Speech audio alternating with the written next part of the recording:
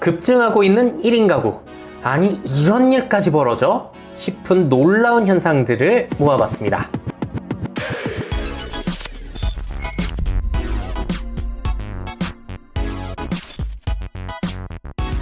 행복한 미래를 대비하는 미래보. 안녕하세요, 미래캐스터 황준원입니다. 자, 이번 시간의 주제는 바로 1인 가구 사회의 놀라운 현상들이에요.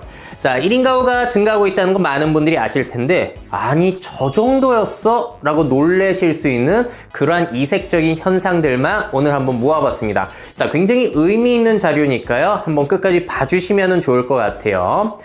자, 먼저 이걸 한번 생각해보죠. 우리가 선진국이라고 불리는 유럽의 1인 가구 비율은 얼마나 될 것이라고 생각을 하세요?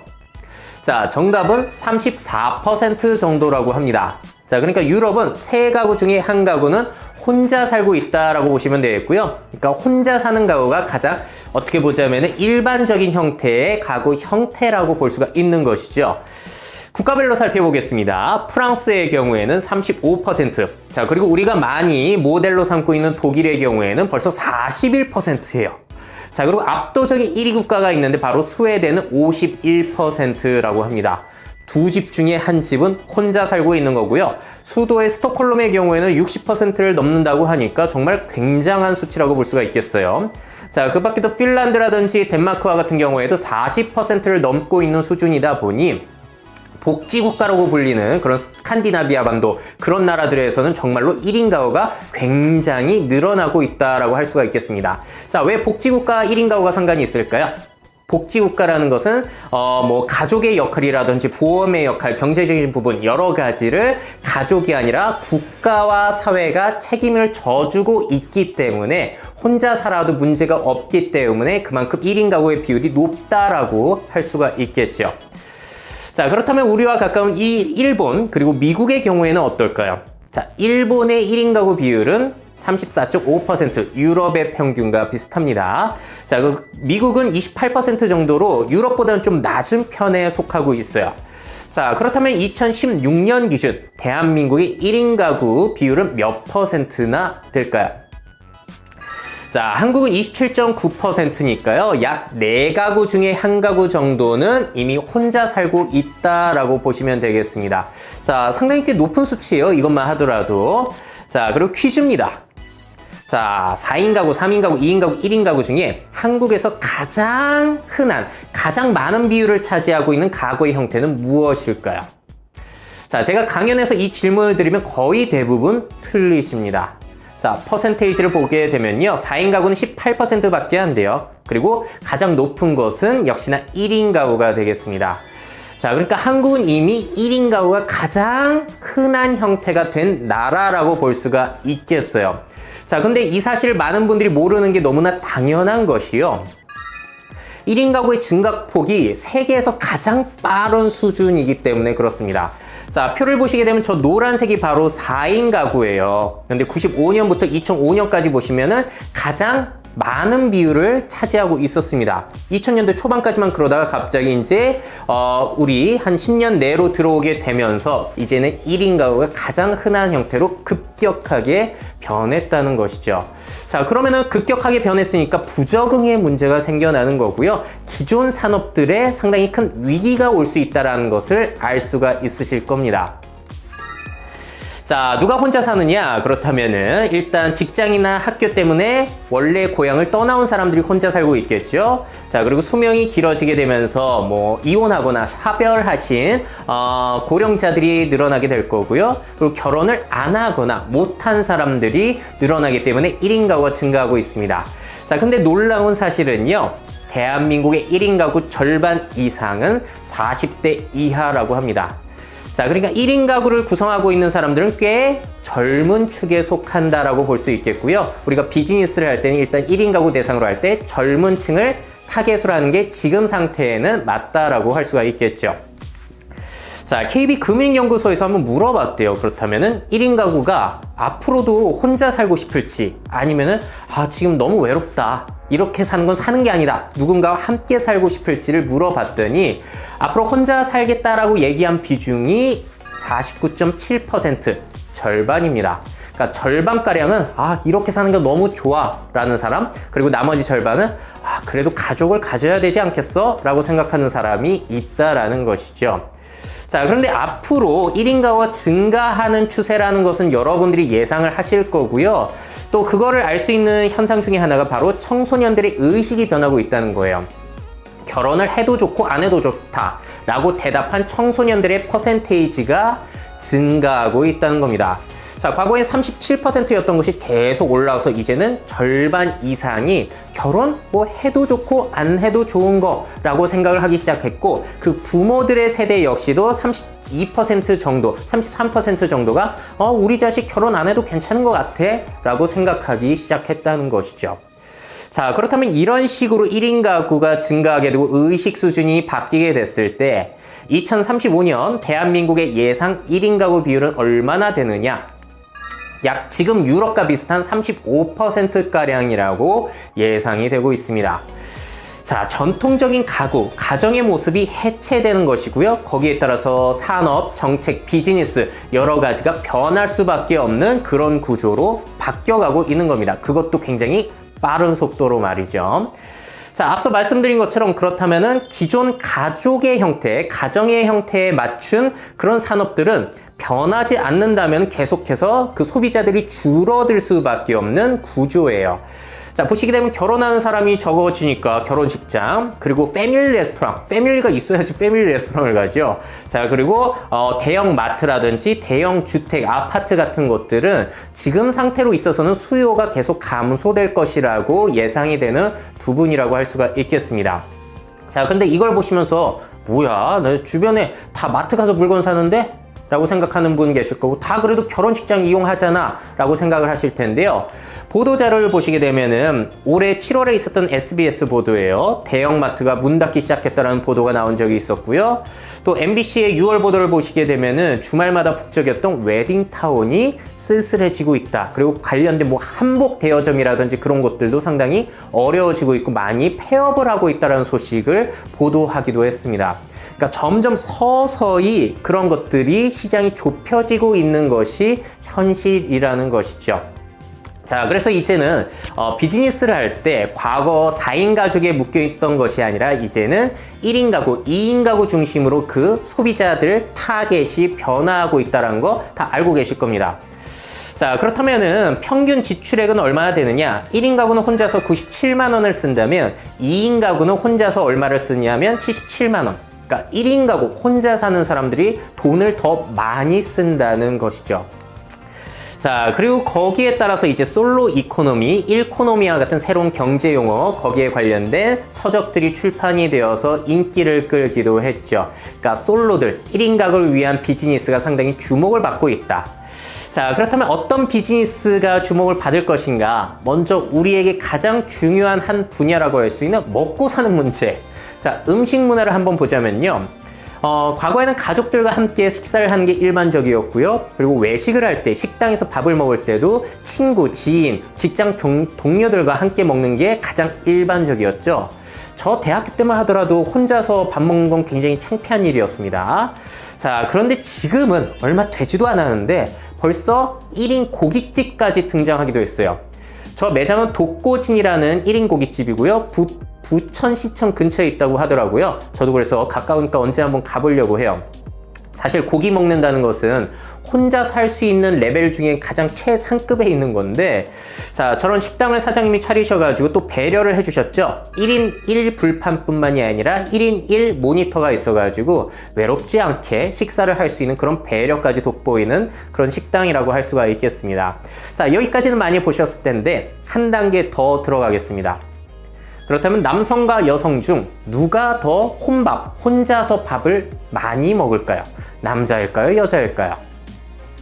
자, 새끼를 모두 혼자 먹는 비율을 대한의사협회에서 조사를 해봤더니요. 여성이 61.9, 남성이 40.2%로 여성이 더 높다고 합니다. 자, 여성들이 혼자 먹는 비율이 더 많다는 거 일단 꽤나 흥미로운 사실이었고요. 자, 그리고 혼밥을 하게 되면은 잘 차려 먹지 않습니다. 자, 그래서 성장하고 있는 산업이 패스트푸드라든지 아니면은 뭐 배달 음식, 즉석 식품, 아니면은 간편 조리 식품 이런 것들이 인기를 끌고 있는 거죠. 그래서 한 단계 더 들어가겠습니다. 혼밥이 증가하면 다이어트 산업이 잘 된다. 자, 왜 그렇겠습니까? 자, 앞서 보신 제품들은 나트륨 함량이 높고요. 아무래도 채소라든지 그런 것들이 없다 보니까 식이섬유가 부족하고, 자, 그러다 보니까 살찔 가능성이 더 높다는 거예요. 혼밥을 많이 하게 될수록 이런 식품들을 많이 먹으니까. 자, 실제로 조사를 해봤더니 새끼를 함께 먹는 사람들의 비만율보다 혼자 먹는 사람들의 비만율이 더 높았다고 합니다. 자, 그러니까 다이어트 산업이 더 잘 될 가능성이 높다는 거고요. 자, 이렇게 질 나쁜 음식들을 혼자서 먹고 살찌면 다이어트 식품하고 PT 받으러 가고 이런 악순환이 반복이 되고 있는 것이죠. 자, 그리고 참고로 또 다이어트 산업이 왜 잘 되냐? 혼자 사는 사람들, 특히나 젊은 사람들, 중년의 경우에는 아직 싱글이라는 것이고, 그 말은 즉 연애가 가능한 사람이라는 얘기예요. 그러니까 연애가 가능한 사람이라는 얘기는 내가 내 몸매를 잘 가꾸어야지 연애를 할 수 있다는 얘기거든요.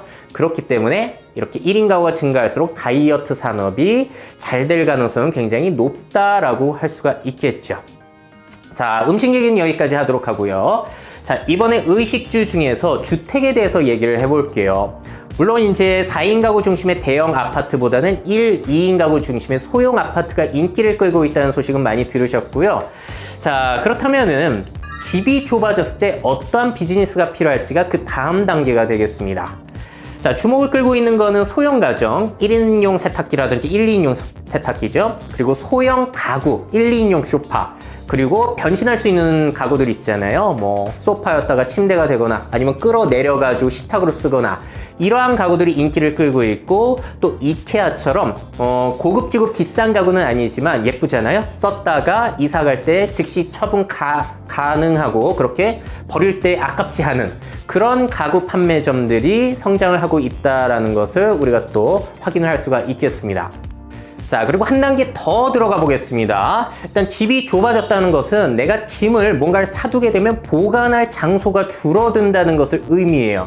하지만 그걸 버리자니 아깝고 해가지고 짐 보관 서비스들 업체가 생겨나고 있습니다. 자, 저 업체는 우리나라의 5호라는 업체가 되겠고요. 보니까 3박스를 이제 보관하는데 월 이용료가 7,000원 정도라는 것 같더라고요. 자, 또 한 가지. 물건을 사는 것이 아니라 어차피 내가 이사 가야 되고 뭐 그러다 보니 공유해서 쓸 수 있는 가전제품이라든지 운동기구, 가구 같은 것을 공유해서 쓸 수 있는 저런 묘미와 같은 업체들까지 생겨나고 있다는 거예요. 그러니까 집이 좁아졌을 때 또 어떠한 비즈니스가 필요할지를 생각해 보는 것도 미래의 기회가 될 수가 있겠죠. 자, 다음에 또 이 얘기를 보겠습니다. 포미족 뭘까요? 자, 뒤에 보이는 배경처럼 바로 I love me, 나 자신을 사랑하는 포미족, 나를 위한 족들이 늘어나고 있다는 거예요. 자, 1인 가구의 장점은 아무래도 나 혼자 자유롭게 살 수 있다는 거, 그리고 부양할 부모님 아니면은 자식이 없다 보니까 나의 지출을 나를 위해서 온전히 쓸 수 있다라는, 그래서 포미족들이 늘어나고 있다는 겁니다. 자, 그렇다면 퀴즈입니다. 1인 가구 포미족들이 자기가 자신을 위해서 늘리고자 하는 지출 1위는 뭘까요? 자, 이건 여러분들이 예상 많이 하실 것 같아요. 바로 1위는 여행이라고 합니다. 대한상공회의소의 조사 자료고요. 역시나 요즘 사람들이 가장 원하는 것은 여행인 것 같고 1인 가구 역시나 가장 원하는 것은 여행인 것 같습니다. 그래서 혼자서 여행하는 혼행족들이 증가하고 있다라고 하는데, 모드 투어의 조사에 따르면 5건 중, 예약 5건 중에 한 건은 혼자서 여행을 즐기려는 사람이라고 해요. 혼자서 예약을 했다라고 합니다. 자, 그러니까 이제는 혼자서도 여행을 떠나는 그런 분위기가 꽤나 확산이 되고 있다라는 것을 알 수가 있겠고요. 자, 그렇다면 2위는 뭘까요? 2위는 예상하기 좀 힘드실 것 같아요. 2위는 바로 자기계발이라고 합니다. 자, 혼자 살다 보니까 누구한테 의지할 데가 없어요. 나 혼자 이제 생존해 나가야 됩니다. 그러다 보니까 나를 위해서 나의 역량을 개발하는 자기개발 비용이 많이 들어가는 것이고 목표로 하고 있다는 것이죠. 조사 결과를 보니까 1인 가구의 학습비가 2인 가구의 2배라는 결과까지 있었는데 이건 조금 팩트 체크가 필요할 것 같기는 해요. 자, 그런데 지난 시간에 인구 감소에서도 말씀드린 것처럼 앞으로 성인 교육 시장은 굉장히 확대될 가능성이 굉장히 높은 것 같습니다. 물론 그만큼 여행도 마찬가지고 성인 교육 시장도 마찬가지고 포화된 상태이기 때문에 굉장히 경쟁이 심해질 것이라는 것을 알 수는 있겠죠. 자, 그렇다면은 3위는 뭐냐면 레저와 여가, 4위는 건강, 5위는 취미라고 합니다. 자, 공통점을 보시게 되면요, 이런 욕구를 파악할 수가 있어요. 내가 혼자 살지만 멋지고 즐겁게 살겠다는 욕구가 굉장히 크다라는 것을 알 수가 있겠죠. 자, 한마디로 내가 가족이 없지 가오가 없냐 뭐 이런 느낌이라고 보시면 될 것 같습니다. 자, 그런데 1인 가구가 무조건 자기한테만 지출을 늘리지는 않죠. 뭔가 가족 비슷한 거를 이제 함께 하기 시작했는데 그래서 생겨난 것이 펫팸족이라는 겁니다. 펫 뭐겠습니까? 바로 반려동물을 기르는 1인 가구가 늘어나고 있다는 겁니다. 반려동물과 가족이 된다 해서 펫팸족이라고 해요. 자, 1인 가구의 애완동물 관련 지출 비중을 보자면요. 4인 가구의 경우는 0.11%, 1인 가구는 0.27%, 그러니까 2배 정도가 더 높은 수치입니다. 아무래도 혼자 살수록 우리 가족인 우리 댕댕이 야옹이들한테 좀 더 좋은 사료들, 또 예쁜 옷들 이렇게 지출을 늘려갈 가능성은 너무나 높은 것이죠. 자, 그러다 보니까 이러한 소비자들을 타겟으로 해가지고 뭐 펫스고 이런 것처럼 애완동물과 함께 여행을 떠날 수 있는 그런 서비스 알선 그런 업체도 생겨났고요. 다음 사례가 더 재밌습니다. 뭘까요? 뭔가 조금 빛이 은은하게 펼쳐지고 있고 벽면에는 뭔가 상자가 들어가고 있는데, 자, 이곳의 그 정체는 바로 반려동물 장례식장입니다. 펫포레스트라는 업체고요. 제가 알아보니까 장례 비용이 기본적으로 한 30만 원 정도인 것 같더라고요. 그러니까 나와 함께 했던 나의 유일한 가족이었던 우리 반려동물을 그냥 보내줄 수는 없잖아요. 그래서 이렇게 안치시키고 뭐 생각나면 보러 가고 이런 서비스가 또 생겨나고 있는 것이죠. 상당히 흥미로운 현상이라고 할 수가 있겠습니다. 자, 그리고 또 한 가지, 고양이의 매출이 성장을 하고 있습니다. 왜 강아지가 아니라 고양이의 매출이 더 성장하는 걸까요? 자, 이유는 많은 분들이 아실 거예요. 아무래도 혼자 기르기에는 손안가는 고양이가 더욱더 편리하기 때문이기도 하고요. 아무래도 1인 가구는 오피스텔이나 그런 데 많이 거주하시게 되는데 그런 방음시설이 굉장히 좀 취약할 가능성이 있잖아요. 아무래도 짖지 않는 고양이가 민폐를 덜 끼치기 때문에 고양이 인기가 증가하고 있는 것이죠. 자, 그러니까 경제 상황이라든지 가구 구조가 바뀌니까 애완동물의 선호도까지 바뀌고 있다는 부분이 상당히 흥미로운 부분이라고 할 수가 있겠습니다. 자, 다음 사례는요. 지난 시간에도 저 그래프를 보여드렸는데 지금 전후에 태어난 베이비 부머 세대들이 굉장히 많습니다. 한 해에 뭐 100만 명씩 태어나고 그랬으니까요. 자, 그러다 보니까 고령 1인 가구가 증가하게 되는 것인데요. 고령 1인 가구의 경우에는 특히나 사회적으로 돌봄이 필요한 그런 가구라고 할 수가 있겠습니다. 자, 60세 이상 1인 가구의 비율 전망을 해봤더니요. 지금은 한 34% 정도 되는데 2035년이면 50%를 넘어갑니다. 자, 그러니까 1인 가구 중에서도 이제 앞으로는 계속해서 고령의 1인 가구가 늘어나는 것이 한국의 상황이라고 할 수가 있겠고요. 이랬을 때 가장 걱정이 되는 건 바로 이거예요. 2343건. 저건 뭐냐면 2013년도 서울시에서만 발생한 고독사 발생 건수입니다. 자, 혼자 살다가 죽는 사람들의 건수인데요. 물론 젊은 사람들까지 포함이 된 것이고 의심 사례까지 포함이 된 건수라고 해요. 하지만 앞으로 혼자 살게 되는 노인분들이 많아지게 되면은 혼자서 쓸쓸하게 죽음을 맞이하시는 분들이 늘어날 가능성은 너무나 높은 거죠. 자, 그리고 지난 시간에도 보여드렸는데요. 이렇게 고령층들이 늘어나고 고령 1인 가구가 늘어나고 고독사가 늘어나게 된다면은 저렇게 고독사를 수습하는 특수 청소업체, 유품 정리업체 이런 것들이 호황을 맞이하고 있다고 합니다. 저거는 일본 사례고요. 한국에서도 앞으로 20년 후, 30년 후 저런 현상이 발생할 가능성이 굉장히 높다라고 예상을 할 수가 있을 거예요. 자, 그러다 보니까 이제 나도 고독사 당하면 어떡하지?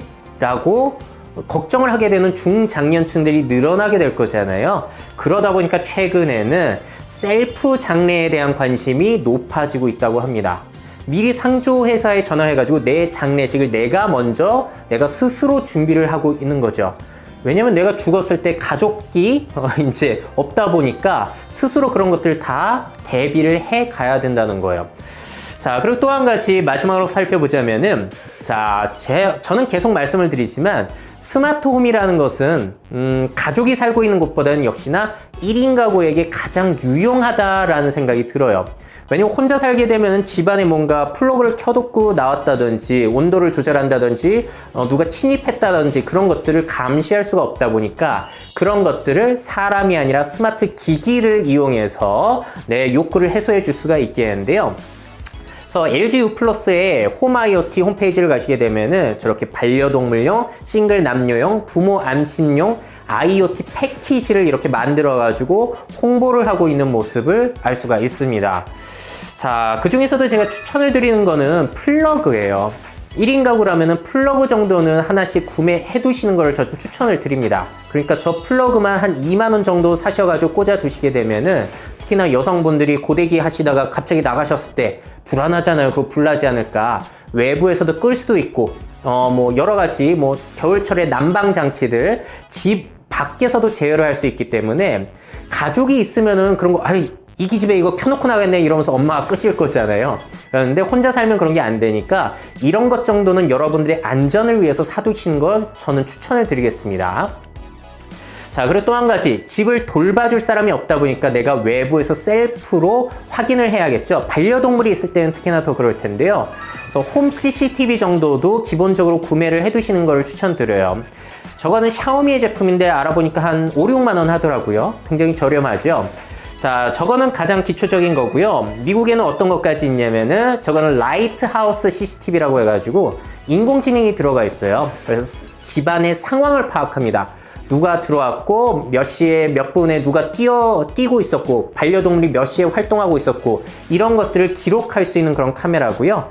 인공지능을 사용하다 보니까 월 사용료가 또 따로 나간다라고 해요. 그리고 후기를 보니까 잘 작동 안 된다고 합니다. 아직까지 그렇게 인공지능이 정교하지 않기 때문에. 근데 앞으로는 저런 카메라가 늘어날 가능성이 높다라는 것 때문에 보여드리는 거고요. 또 한 가지, 제가 쓰고 있는 홈 CCTV인데요. 저건 로봇 형태예요. CCTV가 고정형이 아니라 내가 외부에서 스마트폰을 이용해서 저 CCTV를 움직이면서 볼 수 있다라는 거. 그래서 고정형보다 오히려 저 장점이 또 있더라고요. 그래서 이동형 CCTV가 필요하신 분들은 저 제품 한번 생각해 보시는 것도 좋은데, 근데 제가 써보면서 배터리 문제로 2번 AS 받았습니다. 그거는 알고 계셨으면 좋겠어요. 자, 그리고 CCTV가 집 앞만 비춰주는 것이 아니라 집 밖에 달아주는 CCTV도 있거든요. 저건 네스트의 헬로우라는 도어캠, 그러니까 형광등 초인종 카메라예요. 그러니까 내가 집 바깥에 있으면은 택배 기사가 왔거나 누가 다른 사람이 왔을 때 어떻게 응대해 줄 수가 없잖아요. 가족이 집에 없다 보니까. 그래서 벨을 누르게 되면은 그 화면이 내 스마트폰으로 전송이 됩니다. 그래서 대화를 할 수 있다 보니까 집 밖에서 많이 생활하시는 분들에게는 저러한 것들도 꽤 유용한 장비가 될 수 있겠고요. 자, 그리고 또 한 가지, 혼자 살면서 외롭다 보니 말할 사람이 없다. 자, 그래서 그 외로움을 해소시켜 줄 수 있는 장비가 또 AI 스피커가 되겠죠. 특히나 제가 많이 추천드리는 건 클로바와 구글 홈인데요. 그거는 제가 또 스마트 라이프를 통해서 어떤 스피커가 좋은지 계속 리뷰를 하고 사용기를 말씀드리고 있으니까 스마트 라이프를 검색하셔가지고 찾아보시는 게 제일 좋을 것 같아요.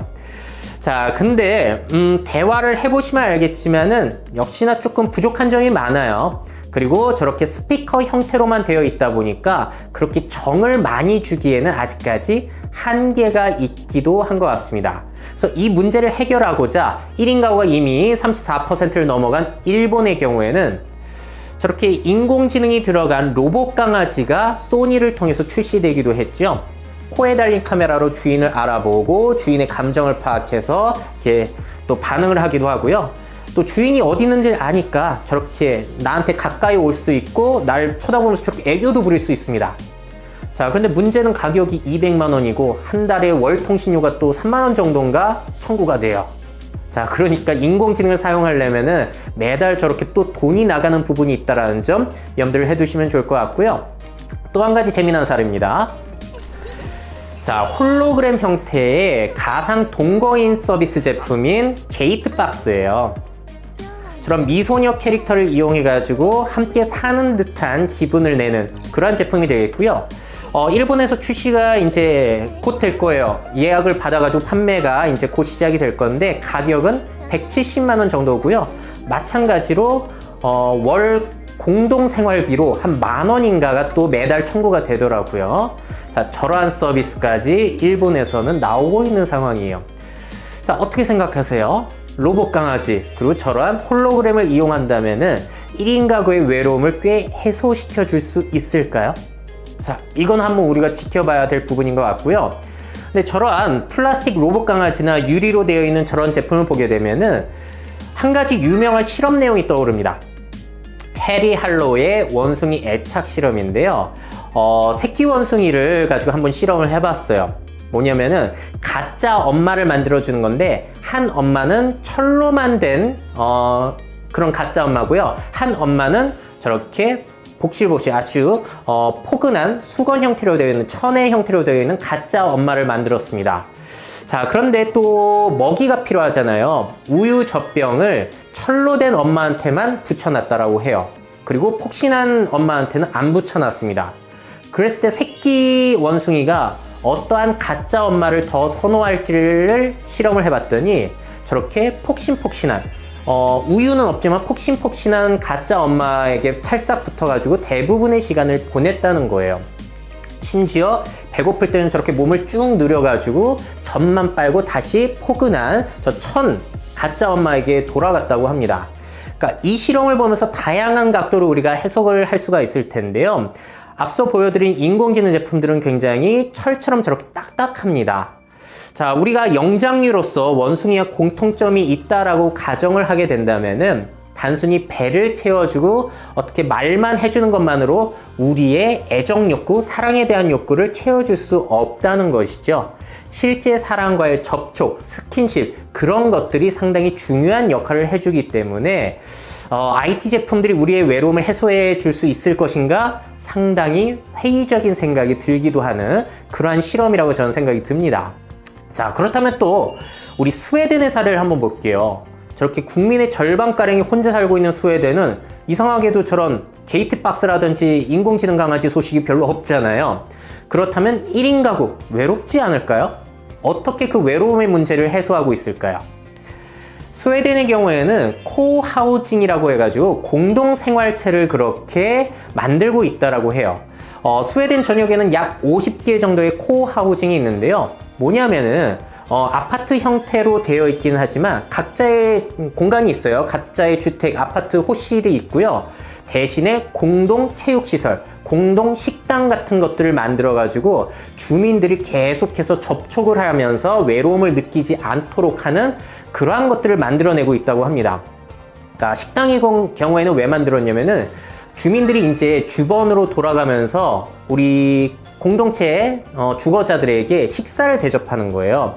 주번이 되는 날 이제 다른 사람들, 우리 노인들이랑 함께 음식을 만들면서 한 50인분의 식사를 책임져 주는 거죠. 그래서 주기적으로 모여가지고 얘기도 하고 젊은 사람, 나이 든 사람이 이렇게 함께 하게 되면서 외로움을 해소시켜 주는 거, 그런 것들을 시도하고 있다고 합니다. 자, 프랑스도 마찬가지고요. 한국에서도 저런 공동생활체가 꽤나 실험이 많이 되고 있는 것으로 제가 알고 있어요. 근데 여기서 알 수 있는 또 한 가지 사실은 뭐냐면요. 자, 1인 가구가 증가하게 된다면은 always on 관계가 아니라 on-off 관계로 바뀌어가게 된다는 거죠. 한마디로 가족이 늘 함께 있는 것이 아니라 혼자 있다가 내가 누군가와 관계하고 싶을 때는 그때만 관계하고 또 혼자 있고 이런 on-off 관계의 사회적인 관계가 형성이 될 가능성이 상당히 높다라는 생각이 들기도 합니다.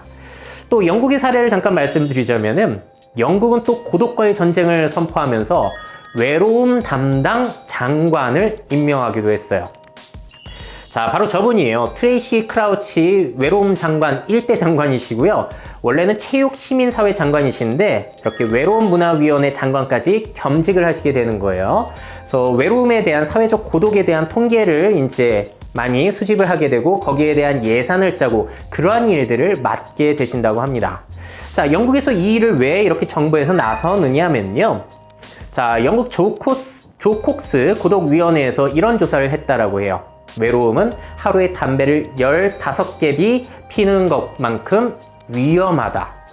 자, 그러니까 우리 많이 들으셨잖아요. 혼자 살수록 수명이 단축된다.